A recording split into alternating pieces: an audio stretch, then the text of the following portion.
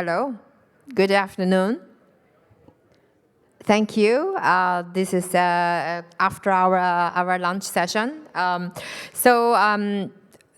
It was really interesting previous presentation about the infrastructure.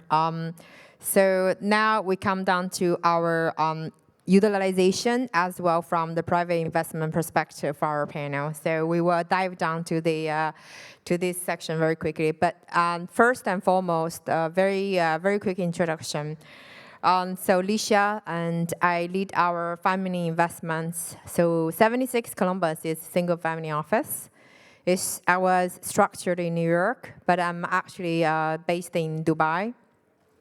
So we primarily invest in alternative space across blockchain and AI. So we do alternative funds. We back emerging managers globally. We also do co-investments as well. So with that, I would a little bit about my background. Come from the banking and the fintech for over about a decade, and also founded my own AI company as well, and now in the private investment. So with that, I will pass along to my panelists to introduce themselves. Just a quick one. Managed single family office here based in Liverpool Street, actually very near from this event. So we invest in AI, blockchain infrastructure, and deep tech. We do Series A, Series B. Ticket size varies from $500,000 to $1 million. Sometimes go to 5 to 10, but we usually like to $500,000 to $1 million. We don't lead rounds to co-invest, so because we're not a 40 team mem, so we only have 4 of us here. Yeah, so like to do US deals, Europe deals, emerging markets deals. Yeah, that's about in a nutshell. Hi. So Patrick Martin, I'm background is I'm a serial entrepreneur from the media entertainment space, and then transitioned after I sold my businesses, set up my family office. I've been investing in private equity and venture capital for the last 25 years. And then the last, let's say, 6-8 years, I've been investing in blockchain. The last 2-3 years, looking more at AI as well. Have a big portfolio of about 60 direct investments. I'm also investing in funds, venture capital funds and hedge funds, and always looking for new deals, and also always looking for co-investors to come alongside with what I do, or where I can come alongside with what other people do, because it's good to share. Good afternoon. My name is Serge Sosulnikov. I am the partner at The Alternative. We are a $1 billion plus multifamily office. We help successful tech entrepreneurs to manage their wealth.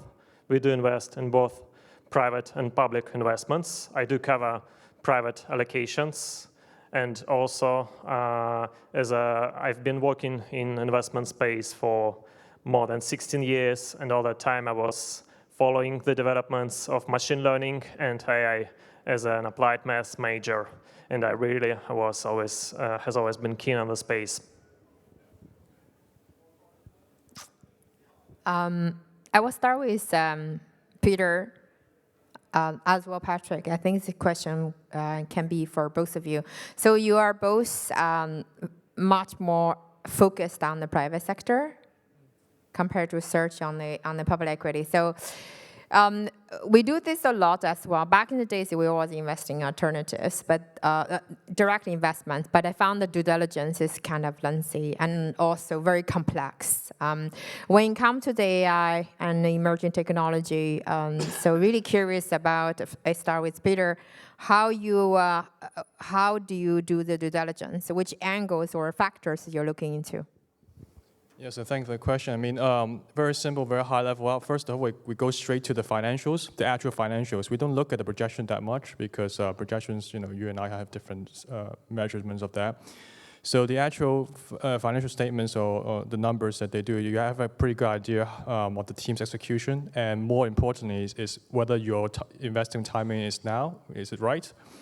But some of the team stuff we look at is pretty far away from it.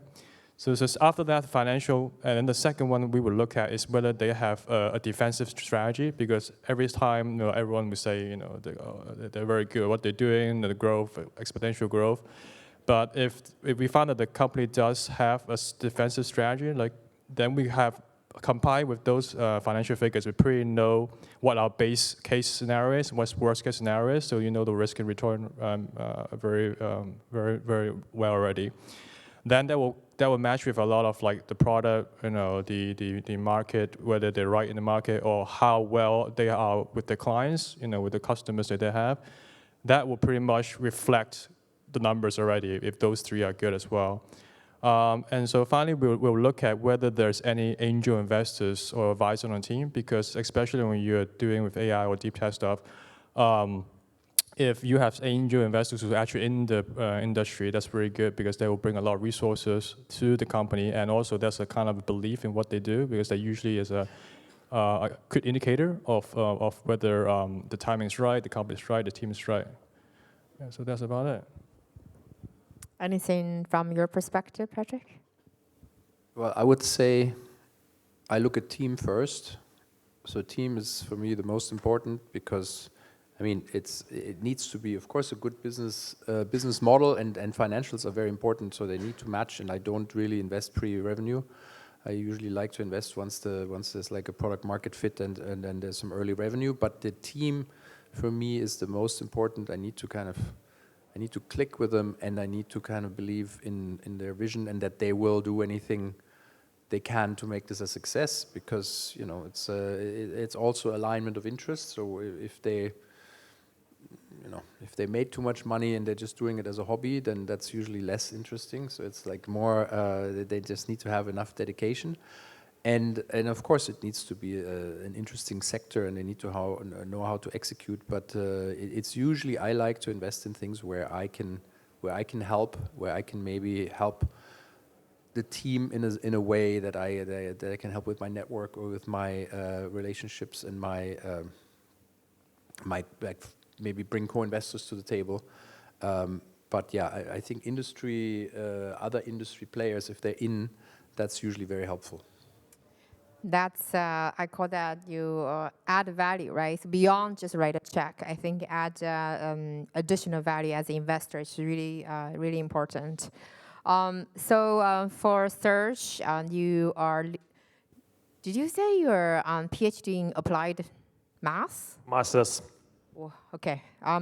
So when it comes to public sector, where I know you are quite involved or with LAM every day when we had the offline conversation, and you're kind of integrate the AM in your strategic, basically your quant strategy, right? So really curious about how that apply to your work today. Yeah, so basically, as I've mentioned, I've been following the space for a while. And obviously, in some sense, some kind of machine learning has always been presented in finance. But at least up to now, most of them often were kind of very, very simple models that were delivered in a very robust fashion, in a very efficient manner. And currently, what I see, at least in our business experience, that we have another layer. Like we do have these simple models, like you can write them in Python, but another layer has always been a team of quant engineers who are looking for the best models that work in this or that particular area. And this is one very important story that develops, because last year there were tremendous improvements in large language model capabilities to do coding.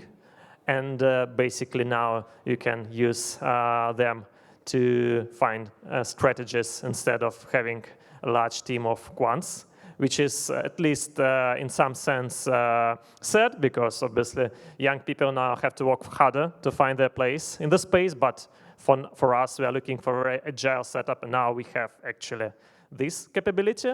We are not using LLMs obviously directly to do models that are trading, because it's a little bit a different story. So because they are text models, they are not numerical models. Another very important story is that now you can do a lot of fundamental research conducted by LLMs. It is still hallucinating from time to time, so you could have some odd output, but the improvement is also tremendous if you have proper inputs, proper feeding into the model with all the reports, transcripts of calls. For instance, we are looking for talented hedge funds. We have calls with these hedge funds. We have data rooms, and we can just feed everything into a model and have it write a memo for us. Then we review this memo, update it, but the kind of improvement in terms of processes is really, really cool. So when we talk about the machine learning models, I think the models really come down to the next layer of about data. You mentioned about data room. This round of questions really about the data for all three panelists, how you use data really to either put it into your model, like Serge you were saying. So maybe this question first continue the question for you. Really curious. I'm not sure everybody here is actually come from the finance background. Perhaps you could, if you could elaborate a little bit what type of data you put in this machine learning model, and is that really somehow significantly improve your alpha? Yeah, so basically I need to kind of distinguish between two kinds of machine learning that is kind of relevant to the field. So the first is, simple models like linear regression, starting from very, very simple models that could be developed in a very robust fashion. And some simple models are still highly used in essential trading, market making. We see some very good attempts in applying more sophisticated models in the space, but the problem is that you need a lot of data to have kind of a large language model to learn, as you have many parameters. Obviously, when you have internet, it's easy. When you have only like 100-year time frame of stock prices, the data is not that large, especially if you want to invest not for a millisecond, but for a year. You essentially have only 100 data points for one stock. Like you have 100 stocks, you have only 10,000 data points. This is why only simple models are relevant for these kind of investments. Whereas, as I've mentioned, there is a second layer where trying to use alternative data. You can use any kind of data, including like transcripts, text data, news signals, etc. Everything related to this field is quite relevant for using of sophisticated models where you feed news, you feed 10Qs, 10Ks, all the financial reports companies prepare. You can feed data rooms coming from fund managers to evaluate them. So this is a different story. Now you use LLM. Now you actually replace analysts with LLMs, and you have really, really good improvement in these processes. Yeah, I think back in the days before the market opened at 9, right? I remember I have a lot of hedge fund friends in the circle, and they come to the office 6 a.m. in the morning, look at the news, global news, and make the prediction or insights before market opens for the investment. So these days, machine learning. Okay, so this question quickly switch to Patrick. So when we had an offline conversation, I remember you mentioned you have quite a few of portfolio companies that super excited about certain use cases. I remember you talk about customer service in terms of the efficiency. So can you give a couple of the highlights in terms of some of your portfolio companies that you're super excited about, and what they do? What do they use AI for?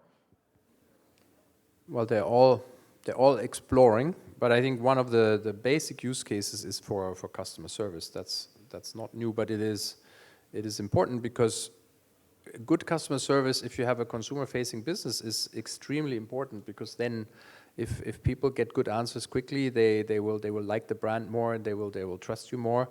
And I think nowadays, if you feed a good customer service model with enough data, it can answer 90% of all questions immediately. So if you have a chatbot, the consumer doesn't even need to know if it's an AI on the other side, or basically it can be like a fluid handoff between the AI and a real sort of highly trained customer service representative. So you don't need to lay off people, but you basically, while you're growing, you can basically maybe cope with the same number of people for higher quality output. So that's one, and I see that across the board. Like one of my portfolio companies where I'm on the board is Uphold. It's a crypto asset trading and custody platform for consumers and for enterprises, and so their customer service is very key. But I mean, I'm also using AI on my own personal sort of data when I'm looking at my portfolio companies. When I get reports, I'm starting to basically put that into models so that basically I get output reports from AI, so I can manage it easier myself, right? So that's another very good use case, I think, at the moment. I remember back in the days when I was still in Fiserv, so we dealt with a lot of consumer data actually. So it's a payment processor, one of the biggest payment processor. One of the key use cases, or many use cases back in the days, we did not use AI, we just used the data. So I remember, in terms of the production, so over time, if you go to the same restaurant and order the same, let's say if you order steak, over time they will recommend what type of wine you're always having and interested. So next time you come over, they give you a suggestion based on the historical transaction data. Basically, you are with that restaurant. So really interesting about how we use AI in terms of intelligence, and not only on the portfolio and use case around the customer service and beyond.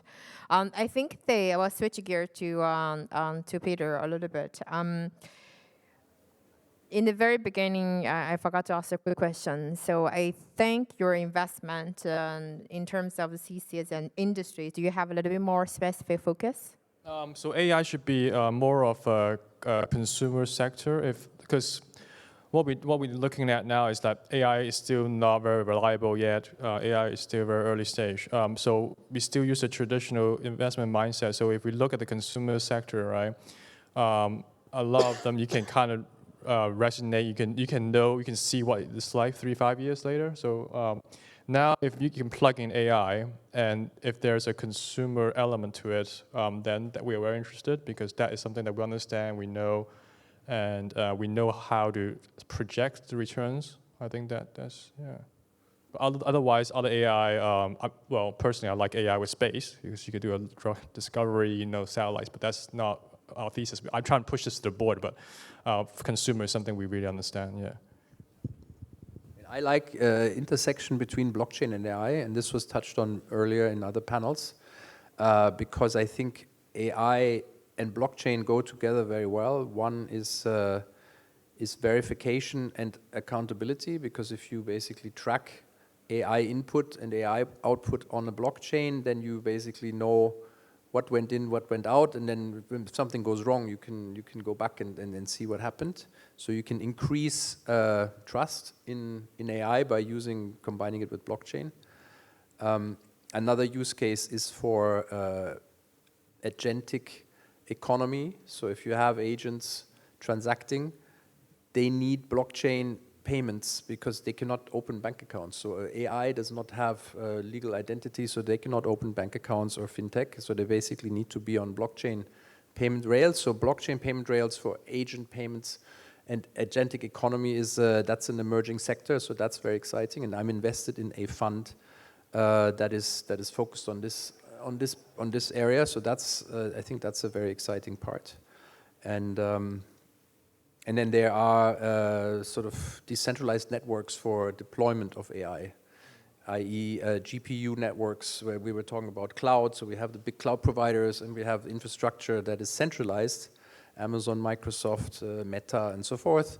But then if you want to use it for different use cases, maybe you don't want to use the big sort of centralized cloud providers. If you want to build, and you can have decentralized structures, and to organize those structures and to incentivize good behavior and to basically incentivize the right behavior, blockchain systems and token systems can be also very beneficial. So those are areas I look at, because I'm coming also from the blockchain side of things. So I understand this better, and this gives me more sort of control in terms of my investment thesis. Maybe some question for Serge, and then we will open to the audience. So what do you feel most excited about in terms of use cases or potentially for the investment as well? I'm most excited for the use case. So as I've mentioned, I think coding is a great example where you can just type the name of a function and AI just provides the exact algorithm that is relevant. So I see that the speed of improvement, I've been trying it for the last 2 years and I saw huge exponential traction. I'm really excited about that. And obviously the second thing is being more and more factual. So the models are not now producing some gibberish. They're keeping very, very factual, very oriented on specific documents and data in the internet. Fantastic. With that, I think now we open to the floor if we have any questions.